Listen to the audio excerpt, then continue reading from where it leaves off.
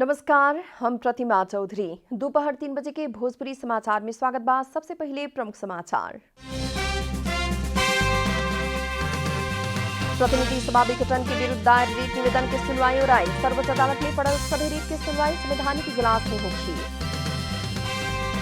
मतदाता के प्रभावित करे वाला बजट विनियोजन न करेला पूर्व प्रमुख निर्वाचन आयुक्त सबसे सरकार के ध्यानाकर्षण। सजग करावेला निर्वाचन आयोग के आग्रह। मानसून से पहले ही बेसी बरखा भय कारण बाढ़ आ भूस्खलन के जोखिम।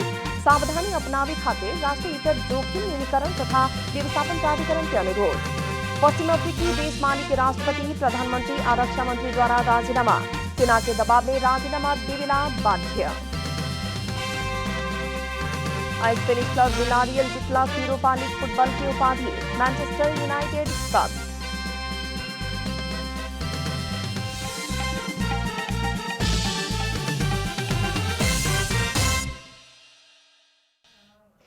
अब पूरा समाचार। प्रतिनिधि सभा विघटन संबंधी सर्वोच्च अदालत में पड़ल सभी रिट के सुनवाई संवैधानिक इजलास में ही होखे वाला भइल बा। अंतरिम आदेश मांग करके दर्ता भइल साधारण प्रकृति के 19 को रिट के भी प्रधान न्यायाधीश शैलेंद्र शमशेर राणा के एकल इजलास से संवैधानिक इजलास में ही पेठावे के निर्णय कल गेल है। आज के सुनवाई के क्रम में रीट निवेदक सबसे प्रधानमंत्री आ राष्ट्रपति के कदम असंवैधानिक भइल आ बीतल पुस 5 गते से पहले बहुते कानून मिचल बतावल गेल बा। वही लेखा चुनाव घोषणा करके अध्यादेश मार्फत मतदाता के प्रभाव पारे वाला बजट लियावे के शुरू कैल कहत ओके भी रोकेला मांग कल गेल बा। हालांकि प्रधान न्यायाधीश राणा सभी विषय के संवैधानिक इजलास में ही पेठावे के निर्णय कैले बानी। अब 30 गो रीट पर सुख से संवैधानिक इजलास में सुनवाई होगी। 30 को रीट मध्य 26 को प्रतिनिधि सभा विघटन के विपक्ष में अर्थात प्रधानमंत्री और राष्ट्रपति कार्यालय के विपक्षी बना के दर्ता कल गेल बा।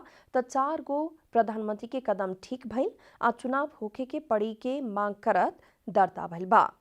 सरकार के सिफारिश में राष्ट्रपति द्वारा जेठ 8 गते प्रतिनिधि सभा विघटन कल गेल बा। बीतल पुस 5 गते भी प्रतिनिधि सभा विघटन भइल रहे, लेकिन सर्वोच्च अदालत प्रतिनिधि सभा के फेरो बिउता दिल रहे। नेपाली कांग्रेस सभापति शेरबहादुर देउवा राष्ट्रपति विद्यादेवी भण्डारी द्वारा संविधान के सीधा उल्लंघन कैल आरोप लगौले बानी।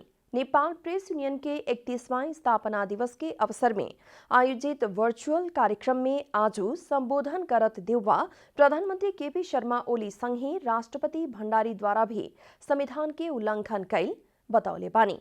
संविधान के धारा 76 के उपधारा 5 मुताबिक के प्रधानमंत्री खातिर आह्वान भइला बाद अपना सब बहुमत सांसद के हस्ताक्षर लेके गए, लेकिन राष्ट्रपति प्रधानमंत्री नियुक्त ना कैल कहत वहां के आक्रोश व्यक्त कैनी है।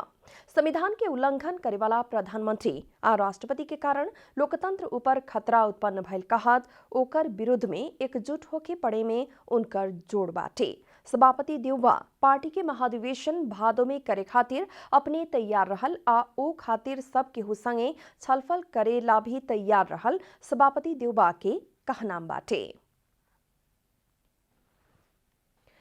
मतदाता के प्रभावित करे किस्म से नया नीति कार्यक्रम या बजट विनियोजन न करे खातिर पूर्व प्रमुख निर्वाचन आयुक्त सबसे आग्रह कल गेल बा।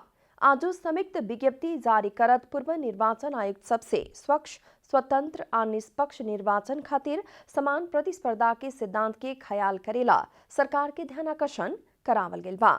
2078 कार्तिक का घर में प्रतिनिधि सभा के निर्वाचन करावे के भूमिका में रहल कारण वर्तमान काम चलाऊ सरकार ही भइल उ लोग के निष्कर्ष बाटे। ओही लेखा निर्वाचन आयोग द्वारा आपन संवैधानिक दायित्व के ख्याल करके संबंध पक्ष के समय में ही सजग करावे के विश्वास लेहल विज्ञप्ति में उल्लेख कल गेल बा।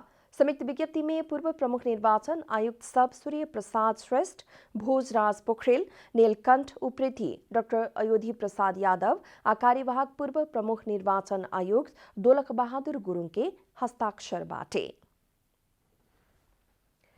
अब के 3 दिन उच्च सावधानी अपनावे खातिर राष्ट्रीय विपद जोखिम न्यूनीकरण तथा व्यवस्थापन प्राधिकरण अनुरोध कैले बा।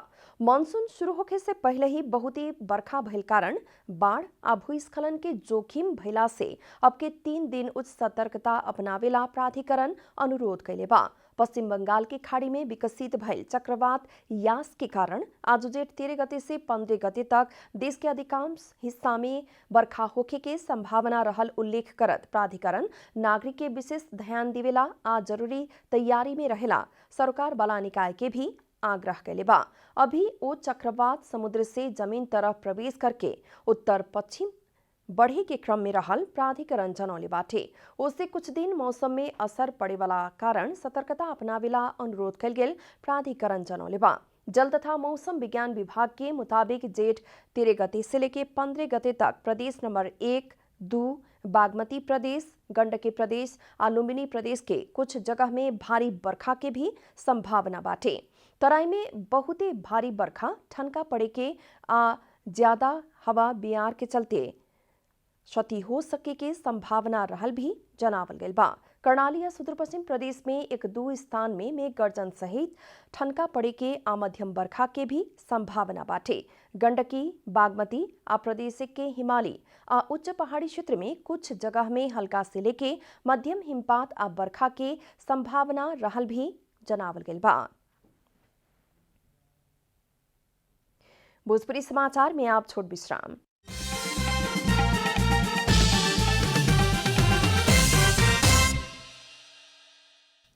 भोजपुरी समाचार में आप बाकी समाचार। सुदूर पश्चिम प्रदेश के प्रथम प्रदेश प्रमुख मोहनराज मल्ल के इलाज के क्रम में निधन भइल बा। लंबा समय से निमोनिया के इलाज करा रहल मल्ल के काठमांडू स्थित निदान अस्पताल में आज सवेरे 7 बजे निधन भइल हा। 4 दशक से बेसी के समय कैलाली में राजनीति कैल मल्ल राष्ट्रीय पंचायत सदस्य होखत नेपाली कांग्रेस के महासमिति सदस्य भी भइल रहने। पहिले राप्रपा के राजनीति कैल मल्ल 2070 साल के दोसरका संविधान सभा से पहिले कांग्रेस में प्रवेश कैले रहने। विक्रम संवत 2074 साल माघ 3 गते प्रदेश प्रमुख नियुक्त भइल मल्ल माघ 8 गते शपथ लेले रहने हा। मल्ल के एक बेटा आ एक बेटी बानी लोग। पूर्व सांसद रत्न प्रसाद शर्मा न्यूपाने के निधन भइल बा। सशस्त्र प्रहरी अस्पताल काठमांडू में इलाज करा रहल न्यूपाने के काल्हू रात निधन भइल हा।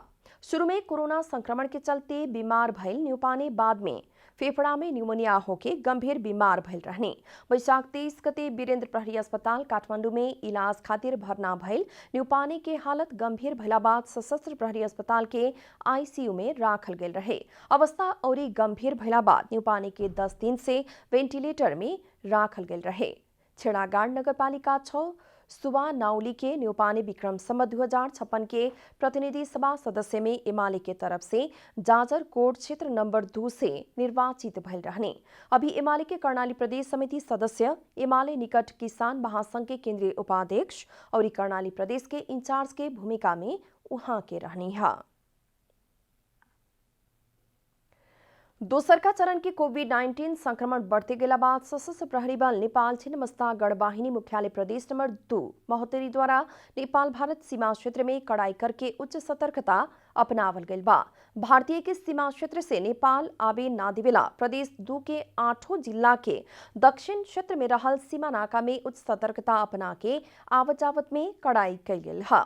प्रदेश नंबर 2 के पूर्वी नाका सप्तरी से लेके पश्चिम पर्सा के नाका तक 464 किलोमीटर सीमा क्षेत्र बाटे। वो सीमा नाका में 72 बीओपी आ 39 को एफओपी के पोस्ट बाटे। वो पोस्ट में तैनात सशस्त्र प्रहरी के भारत से आवे वाला आ भारत तरफ जाए वाला के कड़ाई के साथ रोक लगावे खातिर निर्देशन देहल गेल बा।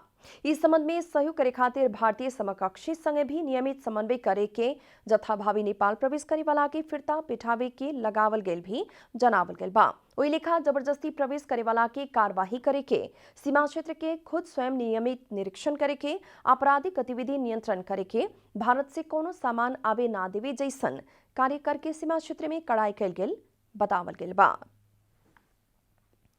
काठमाडौँ महानगरपालिका में कोभिड-19 के संक्रमण दर में कुछ कमी आयल बाटे। पिछला हफ्ता महानगर द्वारा परीक्षण कल गेल मध्ये 70% में संक्रमण पुष्टि भयल जनावल गेल रहे। अभी 5% संक्रमण दर घट के 65 में आयल जनावल गेल बा।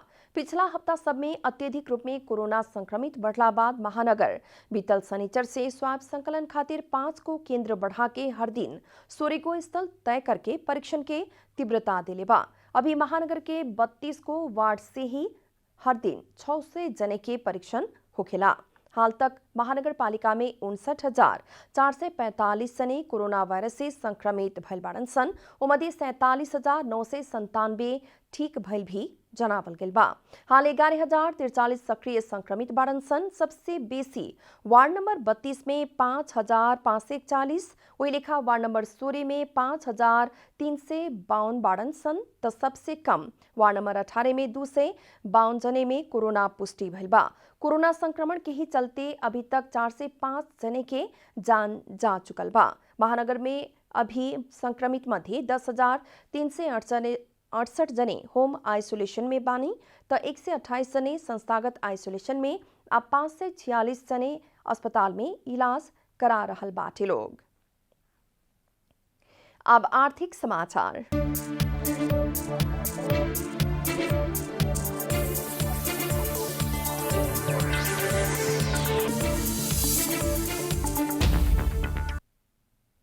सोना के भाव आज तोला में 700 रुपया से बढ़ल बा। नेपाल सुन चांदी व्यवसायी महासंघ के मुताबिक आज सोना के भाव 94,200 रुपया कायम भइल बा। मंगर के 200 रुपया घटला पर मूल्य प्रति तोला 93,500 रुपया भइल रहे। चांदी के दाम भी 3 दिन एने प्रति तोला 1350 रुपया में स्थिर बाटे। अंतर्राष्ट्रीय बाजार में सोना के दाम में उतार चढ़ाव जारी बाटे। आज सोना प्रति औंस 1,898.26 डॉलर में कारोबार हो रहा बा। भोजपुरी समाचार में आप छोट विश्राम।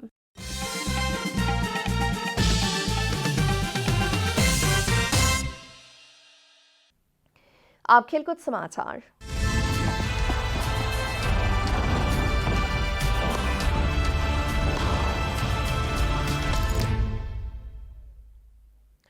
Spanish club Villarreal Europa League football के उपाधि जीत ले बा।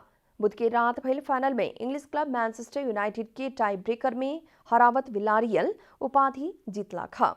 निर्धारित आ थप कल गेल समय में 1-1 के बराबरी भइला बाद खेल के निर्णय टाई ब्रेकर से कल गेल रहे। विलारियल खातिर 29वां मिनट में मोरेनो आ मैनचेस्टर यूनाइटेड खातिर 55वां मिनट में एडिनसन कावानी गोल कैले रहनी।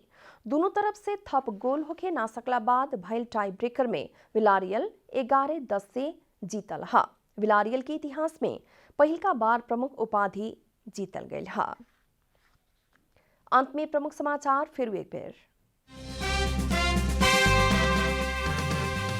प्रतिनिधि सभा विघटन के विरुद्ध दायर रिट निवेदन की सुनवाई उड़ाई। सर्वोच्च अदालत में पड़ल सभी रिट के सुनवाई संवैधानिक इजलास में होखी। मतदाता के प्रभावित करे वाला बजट विनियोजन न करेला पूर्व प्रमुख निर्वाचन आयुक्त के सरकार के ध्यानाकर्षण। सजग करावेला निर्वाचन आयोग के आग्रह। मानसून से पहले बेसी बरखा भइल कारण बाढ़ आ भूस्खलन के जोखिम। सावधानी अपनावेला राष्ट्रीय विपद जोखिम न्यूनीकरण आ व्यवस्थापन प्राधिकरण के अनुरोध। पश्चिम अफ्रीकी देश माली के राष्ट्रपति, प्रधानमंत्री आ रक्षा मंत्री द्वारा राजीनामा। सेना के दबाव में राजीनामा देवे खातिर मजबूर। स्पेनिश क्लब विलारियल जीतलक यूरोपा लीग फुटबॉल के उपाधि। मैनचेस्टर यूनाइटेड स्तब्ध।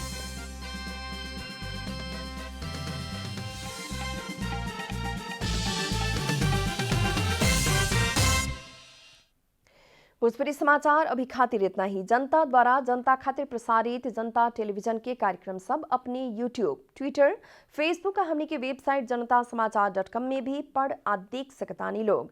सूचना में अपने के सहभागिता, समय में समाचार, हमने के प्रतिबद्धता। नमस्कार।